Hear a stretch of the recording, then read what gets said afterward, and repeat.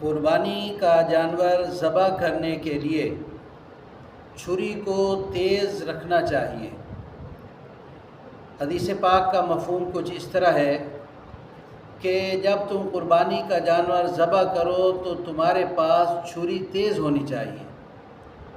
بزرگوں نے یہ بھی لکھا ہے کہ جب جانور ذبح کیا جائے اور چھری تیز نہ ہو، اس کے گلے پر چھری رک جائے تو اللہ کا عرش کانپ جاتا ہے۔ تو اس وجہ سے چھری ہمیشہ تیز رکھنی چاہیے۔ اور دوسری بات بھی نوٹ کر لیں کہ ایک جانور کے سامنے دوسرے جانور کو بھی ذبح نہیں کرنا چاہیے۔ اتنا جانور کو شعور ہے کہ وہ دوسرے جانور کو ذبح ہوتے ہوئے دیکھ کر اسے تکلیف محسوس ہوتی ہے۔